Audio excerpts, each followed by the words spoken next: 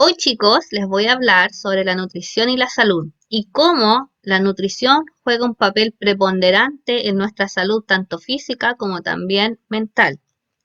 Entonces, nuestro cuerpo tiene necesidades nutricionales, tiene necesidades de energéticas, ¿cierto? Por eso que nosotros consumimos algunos alimentos para poder tener la energía necesaria para realizar nuestras funciones diarias. Tiene funciones estructurales, porque lo que nosotros comemos, ¿cierto? Se van a transformar en elementos de nuestro propio cuerpo. Y además tiene funciones y va a tener funciones reguladoras para aquellas reacciones que puede generar nuestro cuerpo. Entonces, dentro de las funciones energéticas, nosotros necesitamos, ¿cierto?, consumir estas calorías de los alimentos para poder mantener la temperatura interna de nuestro cuerpo, a lo cual le llamamos metabolismo basal. También necesitamos energía para poder crecer y desarrollarnos, donde en la infancia y en la adolescencia, donde se encuentran ustedes, es donde más se necesita este tipo de energía. Por lo tanto, las necesidades nutricionales y energéticas van a ser más importantes. Luego, ¿cierto? Cuando vamos avanzando en la edad, disminuyen las necesidades de energía, porque ya, ¿cierto? Dejamos de crecer. Y además vamos a necesitar estas calorías para poder movernos y realizar nuestra actividad física. Y obviamente, dependiendo de la cantidad y el tipo de actividad física que nosotros tengamos, vamos a necesitar más o menos energía. Aquellas personas que tienden a desarrollar mucha actividad física, hacer mucho deporte, requieren mayores cantidades de energía porque también gasta más energía. Entonces, dentro de todo, ¿cierto? La alimentación y la nutrición, todo se basa en los nutrientes. Y estos nutrientes nosotros los podemos dividir en macronutrientes y micronutrientes. Y vamos a partir, ¿cierto? Con los macronutrientes. Primero, ¿cierto? Tenemos las proteínas, que son macromoléculas, o sea, son moléculas muy grandes que están formadas por aminoácidos. Los aminoácidos, ¿cierto? Tienen distintas funciones. Tienen funciones estructurales, ¿cierto? Porque recordemos que desde nuestro pelo, ¿cierto? Hasta el color de piel está relacionado con las proteínas que nosotros podemos crear, participan en la coagulación, intervienen en nuestro metabolismo, además son parte también de los anticuerpos, o sea, del sistema de defensa ante las enfermedades y las infecciones, transportan las sustancias en la sangre, como por ejemplo la hemoglobina, que es esa proteína encargada de transportar el oxígeno a todo nuestro cuerpo. Y además, en última instancia, sirven como fuente de energía, ya que por cada gramo de proteína que nosotros consumimos, nos aportan 4 kilocalorías, ya que es más o menos lo mismo que los glúcidos. Existen 21 tipos de aminoácidos distintos, los cuales se van a ir uniendo entre ellos y van a formar distintas proteínas. La mayoría de ellos nosotros los podemos fabricar, pero hay 9 de ellos que los llamamos esenciales porque nosotros no los podemos fabricar y por lo tanto los necesitamos comer sí o sí, como lo son la valina, la leucina, la isoleucina, la trionina, la lisina, la metionina, la histidina, fenilalanina y el triptófano. Esos son aminoácidos que nuestro cuerpo no puede generar por sí solo y por lo tanto necesitamos consumir estas proteínas. Los carbohidratos son la fuente de energía instantánea. Aportan 4 kilocalorías por gramo y son especialmente necesarios. Por eso que nuestra dieta debe estar basada principalmente en este tipo de alimentos. Los carbohidratos más sencillos, ¿cierto? Son los azúcares, formados, ¿cierto? Por una sola molécula, como los monosacáridos, como la glucosa. Recuerden que nuestro cerebro se alimenta de glucosa y de hecho cuando nos duele la cabeza es porque falta ese tipo de azúcar. La fructosa, que la encontramos obviamente en las frutas, y la galactosa, que está presente en la leche. Cuando se juntan dos monosacáridos, dos de estos tipos de azúcares, van a formar otras que se llaman disacáridos, como por ejemplo la sacarosa, que es el azúcar que nosotros le echamos al tecito, ¿cierto? Y la lactosa, que es esa que tiene, ¿cierto?, la leche que nos puede producir a veces alguna intolerancia, alguna sensibilidad. Van a haber azúcares que son un poco más complejas, ¿cierto? Formadas por muchos monosacáridos, como el almidón, ¿cierto? Que nosotros encontramos principalmente en las papas, y otros carbohidratos, ¿cierto? Que van a ser complejos y que van a ser necesarios para nosotros. Entonces, los carbohidratos, por lo general, los vamos a encontrar en los productos vegetales, como las papas, ¿cierto? Como el plátano, como los fideos, como todos aquellos cereales. También son ricos en carbohidratos y son una fuente esencial para nosotros, ¿ya? Para poder obtener la energía necesaria para realizar nuestras funciones. Dentro de estos carbohidratos va a haber un grupo de ellos a los cuales vamos a llamar fibra dietética y son estos carbohidratos que nuestro cuerpo no puede digerir. ¿Ya? Y cumplen distintas funciones importantes, como por ejemplo están relacionados con la fermentación de algunos alimentos.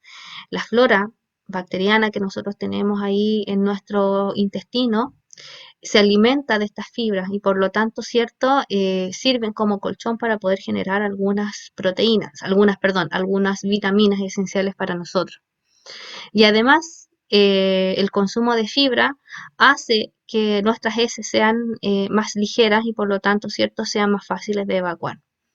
Y estas fibras se pueden dividir en dos tipos, en las que son solubles y las que son insolubles. Cuando hablamos de solubles son aquellas que se pueden disolver en el agua, como por ejemplo la avena, que es una fibra muy importante para nosotros, ya que absorbe las grasas de, por ejemplo, nuestras venas y arterias y hace que se vaya eliminando el exceso de grasa.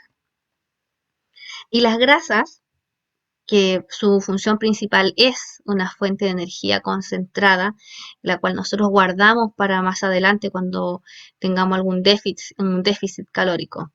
Estas aportan 9 kilocalorías por cada gramo que nosotros consumimos, por lo tanto aportan más del doble de la energía que aportan los carbohidratos y las proteínas.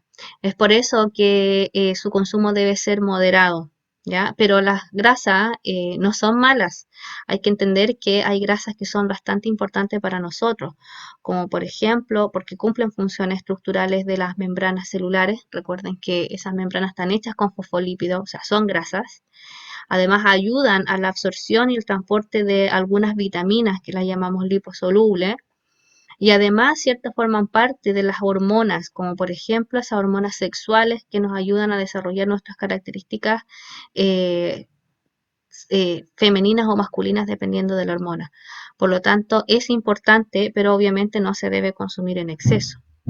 Las grasas las podemos dividir en dos grandes tipos. En las grasas saturadas, ¿cierto? Que son aquellas que principalmente provienen de los productos animales y se llaman saturadas porque están hechas principalmente de moléculas de carbono con enlaces simples.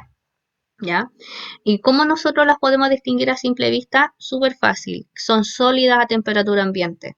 Entonces, si ustedes se dan cuenta, la mantequilla, la margarina, ¿cierto? La grasa que viene en la carne son grasas saturadas porque están, ¿cierto? Duras. Y el sobreconsumo de estas grasas saturadas puede producir un aumento del colesterol y el aumento de los triglicéridos en la sangre, por lo tanto puede producir algunas enfermedades.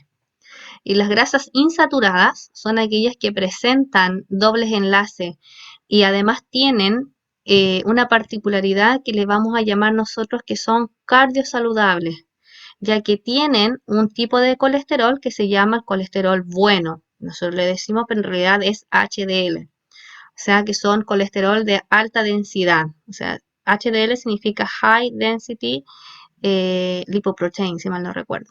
Entonces son importantes y además tienen los ácidos grasos esenciales que nosotros necesitamos consumir, como lo son el ácido linoleico y el ácido linolénico, que son aquellos que encontramos en estos tipos de grasas insaturadas. ¿Cómo nosotros podemos distinguirlas? Porque son líquidas a temperatura ambiente. Los aceites, el aceite de oliva, ¿cierto? Todas esas corresponden a grasas insaturadas. Y están las monoinsaturadas, como el aceite de oliva, ¿cierto? Que tiene omega 3, súper importante para nosotros. Y tenemos las poliinsaturadas, que son aquellas como el aceite de cocina, el aceite de girasol, ¿cierto? Corresponden a este tipo de grasas poliinsaturadas. Además vamos a tener el colesterol, que si bien el exceso de colesterol puede producirnos problemas, ¿cierto? En nuestras arterias, como las podemos ver ahí en la imagen, que se llama ateroma, ¿cierto? Esta acumulación de grasa en las venas, lo que hace que se transporte menos oxígeno, pero además tiene funciones importantes porque sirven para las membranas celulares y además son precursores para poder formar hormonas y también para poder formar la vitamina D. O sea, son una molécula extremadamente importante, ¿ya? Así que no hay que evitar su consumo, pero sí hay que consumir en cantidades razonables. Por otro lado, vamos a tener aquellos que llamamos micronutrientes y que son aquellos que no nos aportan calorías, como lo son, ¿cierto?, las vitaminas y como son también los minerales. Y las vitaminas, como pueden ver acá, tienen distintos nombres. Tenemos, ¿cierto?, la vitamina A que se llama retinol, que tiene que ver, ¿cierto?, con como podemos ver acá, forma parte de los huesos y los dientes, interviene en la contracción muscular, por lo tanto es súper importante. Regulación sanguínea, previene la presión arterial alta, por lo tanto es extremadamente importante. La vitamina B, ¿cierto?